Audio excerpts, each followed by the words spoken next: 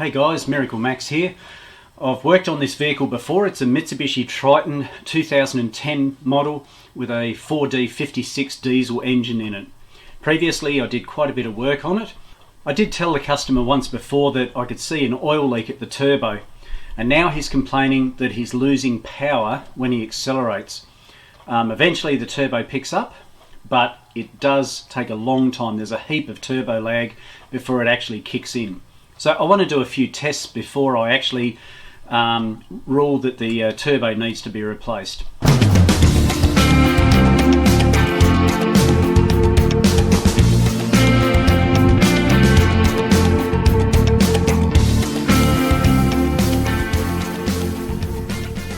Now I've had a look at this turbo before. There was a leaking hose, but now obviously that's got worse. If you have a look down onto the wastegate there, you can see a massive amount of oil going onto there.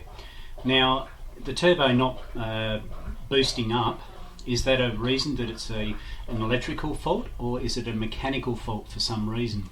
We need to determine if all the systems are working properly. Is the variable vane system working properly? How can we test it? Let's have a look at the scan tool. So I've done fault code checking through the G-scan and found none, but I'd like to do an actuations test with the turbo to make sure that the system is actually operating correctly. So notice up the top here, I've gone into actuator test, and I've gone to VGT solenoid, which is your variable geometry turbocharger, the solenoid test. Now what I want to do is make sure that this system actually works. This is our variable geometry turbo, and what makes it that is it has a vane inside, a variable vane,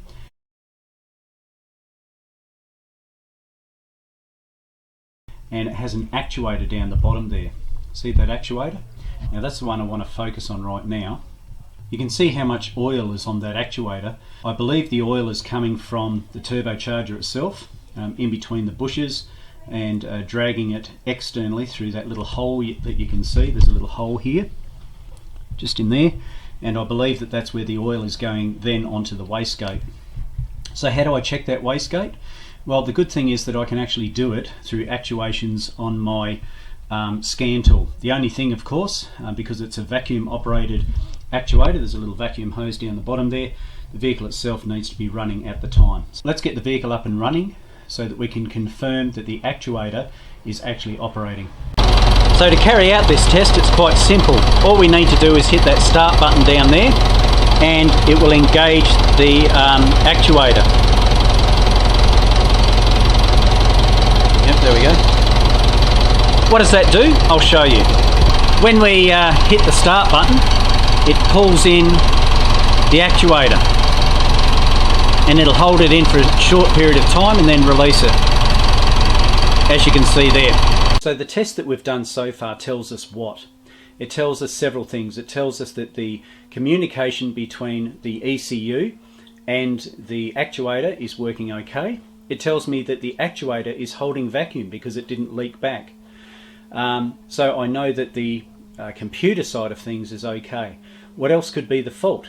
Perhaps it's something as simple as a mechanical fault. Let's have a look at that. One of the hardest things to do is to come up with data that makes sense, because what we see on the scan tool could be myriads of pieces of data that we literally don't understand. So we need a reference point. What I've done, because I'm a TAT member, the Automotive Technician, fantastic site to be part of, I've been able to print off some data of a good known vehicle. So although these are generally speaking given in different ranges of idle, 2000 RPM, and also key on engine off, I'll be having a look at these and comparing them to the live data that I have on my G-scan as I drive along. So if we go to data list,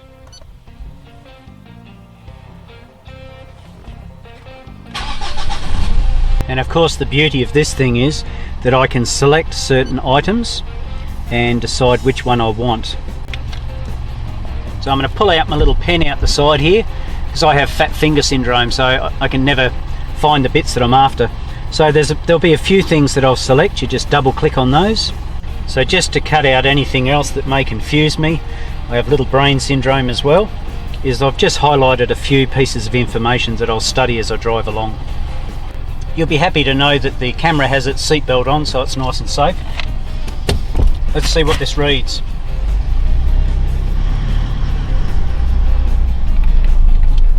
Generally speaking, I would record this data, but because I'm getting it on film, hopefully that'll be good enough. Okay, the customer's almost got the tank out of fuel, which is not extremely helpful. Let's just see how we go. Put some boost into it. I can't see what that reads because I'm driving, but I'll analyse the results afterwards and see what it says. Okay, let's give it some boost. Certainly doesn't have as much boost as it used to, I know that for sure. It has initial boost and then it seems to run out of legs. I just try it on the way back, then the sun won't be in the camera or on the screen, hopefully. But I think I've got enough information to make a decision. Keeping in mind that this vehicle has done 321,629 kilometres. So I'd say it's long overdue for a turbo overhaul or replacement. Even just standing here, even though the values are about 90 for the 90 kilopascals, we can see that the turbo has come up. It's gone to 218 kilopascals, and the minimum as it's dropped down is 81. So I'll do some comparison of notes when we get back. Okay, you can see the data there. We've had a minimum of, even though it's only at 90 at the moment, with our target boost. That's understandable. Atmospheric pressure, it's not spooling up. Our minimum 81, and that would have been as I pulled my foot off the accelerator. Under boost conditions, 218.645. Is that within limits? Let's have a look. It's also a good idea when you're looking for oil leaks to have a look at the intake and the exhaust side of things. Here you can see that there's quite a bit of oil in the intake side of things, the turbine side of the impeller side of things, sorry. And if we have a look here, I don't know if it's going to focus or not, but the ducting itself has quite a bit of oil in there too. So it's drawing oil in, that's for sure. How that can happen is if the bearings themselves, these use a journal style bearing, if the bearings themselves are a little bit knackered, particularly if the air filter is blocked, it'll create a restriction and then it'll drag the oil into the intake side of things, the impeller, and then get dragged into the engine. And that as well is an indication that if that bearing or the journal has had it, then obviously it's going to have leaks in other areas too. Now I know I don't have a dial indicator on there or anything like that, but I could feel the journal wear straight away, even though it burnt my fingers. I might wait for it to cool down a little bit before I test it again, but that's a clear indication that the journals are worn, and if the journals are worn, it's going to suck the oil through into the intake and the exhaust system as well. And because this has a breather hole in the center, that's going to pull it out through that breather hole too. Can you see that shaft wear? Man, that's knackered. Check it out. Yep, she's for schnookered, mate. So yes, I feel very confident about telling this customer they need another turbo. She is past its use by date, but come on, in all fairness, it's done 300,000 Ks. That's not bad, hey. But as you can see, she's past her abuse by date. Check out the wear in that shaft. Okay, cool. So I don't think I need to go any further.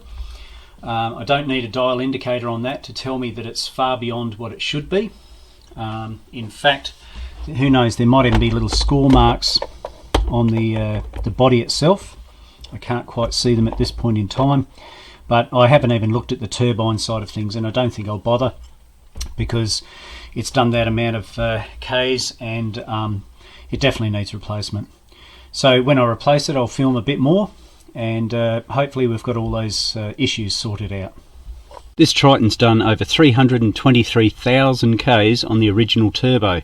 It's had a good run, but unfortunately the poor old turbo is on its way out. After consultation with the customer, we've gone ahead and ordered a Vox turbo. Now yes, I know what you're saying, these are Chinese, etc., but I've been assured that these are made according to Australian specifications. They're made over in China, but they have an Australian warranty, which is excellent. In fact, I paid a little bit extra and I got up to 3 years warranty for this particular turbo. So overall, even though it was a little bit cheaper in price, I have got that warranty, which the top end turbos don't seem to offer. So 3-year warranty, you really can't go wrong, even though it is a cheaper Chinese turbo. Another thing that I've been impressed with is the amount of paperwork that comes with it. And no, it's not just paperwork, it's guidelines to make sure that the fitment of the turbo is done efficiently and correctly. So we have our warranty piece of paper that came with the turbo itself. We also have installation instructions which came with the turbo. Also on the website they give you a whole range of troubleshooting faults that you can follow through, things to check to make sure that this fault doesn't occur again. For instance, making sure that all the oil galleries are in good condition. There's no blockage coming to the turbo or back down to the sump as the drain itself. Making sure that the air filter is in good condition, that it doesn't build up back pressure and force oil through the turbo itself. So it's actually really good, and it's available on their website as well. I was also impressed with the way that it was packaged. It was really done well. Form fit polystyrene box, and the turbo is nice and safe inside. The turbo itself appears to be in good condition. The machine surfaces are really good quality. We get another actuator that comes with it as well. All the outlets are covered with proper covers. Make sure no dust enters, and it's all packaged in plastic as well. So it appears to be quite good, but as they say, proof is in the pudding. So out with the old and in with the new. I'm not going to give you a step-by-step walkthrough of replacement of the turbo itself. It's fairly basic. Across here we have the flange that needs to be removed, so 3 bolts there. We have some oil pressure line there, an oil pressure line that needs to be undone.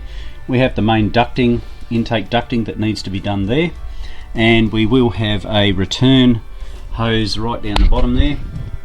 There we go, see that one there? That needs to be removed as well, and of course the intercooler hose as well needs to be pulled off. But that's basically it. Then of course there's the actuator that needs to be adjusted accordingly, but that's not a big deal. I'll go through that process later. So let's get into it. If we remove the heat shield, it gives us a little bit of an indication of where the oil leak is coming from. So I've pulled it off before, as you can see. See all that oil? That's quite a large amount, isn't it? And where it's actually coming from is where the turbo is joined together around here, and then of course that is dripping onto our actuator there. So we're getting oil obviously leaking through the seals internally. Just to give you an idea of some of the damage that can be done by a turbo that's leaking oil, we can see it's actually quite wet inside the turbo there. I can see it on the vanes. Check that out, look how wet it is. It's just absolutely dripping. Now of course it doesn't just affect the turbo, that's the problem. We've got the pipe off down here which goes through to our intercooler, of course. Where does that go? Well, it goes into our engine. Let's have a look at the other end. We're now at the throttle body. I've pulled the hose off. Let's have a look at the moisture that's in there. Look how wet it is in there. And of course these are notorious for creating carbon deposits in the motor, particularly the Mitsubishis. And I have done some work on this already. So I'm going to recommend to the customer that perhaps we do an intake cleaner system that I did before. I'll link it to the previous video. But I recommend that we do it again, because obviously that turbo is just still feeding oil into the engine itself, and then it's going hard and it's going to carbonize and create a lot of deposits, which hopefully we can get rid of. If not, we're going to be looking at pulling off the inlet manifold, etc., to see what sort of damage has been done. So I got the turbo off now, and as per the instructions, I've checked for blockages at the exhaust system, both at the manifold and the exhaust. These are fine, I've checked those. I've also checked for a blockage at the oil feed tube, which is coming out from the, the head, and going off to the turbo. So it comes off there, comes around to the turbo feed. and that's okay. The feed hose is okay. Also the return hose or the drain hose going down to the sump is okay. I've checked for blockages there, that's all good. Our coolant hoses here are fine, they've got coolant travelling through them nicely. I did coolant hoses on this not so long ago, probably about 10,000 k's ago, so I know that they're in good nick too. So I've done everything according to what needs to be checked. I've also checked the feed line, oil feed line, for any cracks or damage or leaks, and that's in good nick too. Once you've bolted the turbo up, there's a process of priming the turbo with oil to make sure that it's has lubrication before you actually start it. Then you need to idle it for around about 3 minutes before you do any revving. So we'll go through that process later on once I've got the new one bolted on. I've got the turbo in place. The coolant hoses were probably the most difficult, these pipes that come on here to get on and line up, etc. So I followed the instructions. I have primed it through our main feed line and made sure that it came out our drain tube that goes back down into the sump, which is that fella there, and everything appears to be okay. I've just got to tidy it up now, put on my flange, and of course I can't start this until I am assured that I have oil coming through, which I do, and then I can run it for 3 minutes at idle. What I also want to do is make sure that this actuator is set to the correct boost. It should come on round about 12 psi, so I'll check that next. Got my Mightyvac hooked up, and what we're looking for here, this turbo is actually preset, so I'm not going to touch it at all. You can see it's got paint marks on it. We're looking of adjusting the length of the actuator here. You can see it's got some thread on it there. Now we can change the length of that rod, which in turn will change when this actuator comes on. Let's just have a look and see where it actually starts, and then we're looking at the end of its travel. It has a bump stop down there which stops the turbo from going any further. There it goes. So it starts at almost what's that, about 1 inch of mercury, something along those lines. Let's see where it finishes. Still going. Yeah, it just stopped there. It's around about 12. I went one too many, but it stopped at 12. Okay, so that's where this particular turbo is preset. It's important to check for the manufacturer's specifications and find out exactly where it's meant to be, but this is a preset one, so I'll leave it where it is so it don't affect the warranty. Of course, don't forget to make sure you top up the coolant. We've lost some coolant out through our cooling system, so make sure we top that up. Ensure that you run it till it's hot and check that the entire cooling system, including the overflow, is full. Crucial, don't forget. So I've been running it for roughly around about 5 minutes now. I've double checked everything. I've checked my coolant, I've checked the oil, and made sure that there's no leaks, of course, but I've followed the manufacturer's specifications as required. So I'm going to hook up the G-Scan again just to see how things compare and make sure that on the road test everything is okie dokie. So I'm not sure how clear it's going to be on the road test, but if not, we'll get our maximum and minimum levels there and we'll be able to compare that to what it was originally. So let's go for a road test. Stick it in 5th gear. Floor it again.